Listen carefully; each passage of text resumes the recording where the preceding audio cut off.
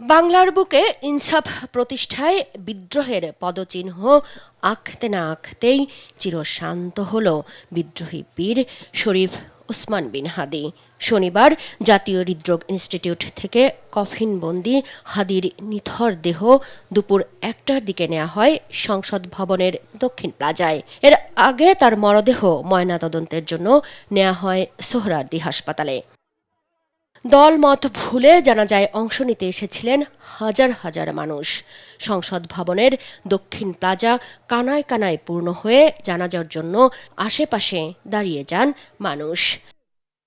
জানাজায় অংশ নেন অন্তর্বর্তীকালীন সরকারের প্রধান উপদেষ্টা, অংশ নেন বিএনপি, জামাত, এনসিপি, গণ অধিকার পরিষদ সহ দেশের প্রায় সব রাজনৈতিক দলের নেতারা।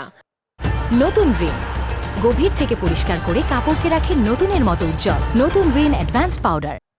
পৌনে ৩টার দিকে তার জানাজা পড়া হয়। পড়ান হাদির বড় ভাই ডক্টর আবু বকর সিদ্দিক। এরপর জানাজা শেষে নেওয়া হয় ঢাকা বিশ্ববিদ্যালয় এলাকায়। সেখানেও জনস্রোত। এই জনস্রোতের ভিড়ে হাদির মরদেহ বহনকারী গাড়িটি নিয়ে ধীরে ধীরে আসে ঢাকা বিশ্ববিদ্যালয়ের কেন্দ্রীয় মসজিদের সামনে। ৩টার দিকে তার মরদেহ বহনকারী গাড়িটি পৌঁছায় সেখানে। পুরো এলাকায় নেওয়া হয় কয়েক স্তরের নিরাপত্তা ব্যবস্থা। ঘড়ির কাঁটা ৩টা বেজে ২০ মিনিট।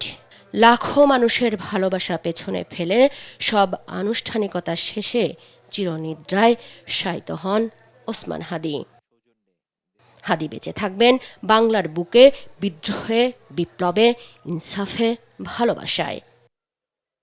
মুক্তা মাহমুদ, দেশ টিভি, ঢাকা।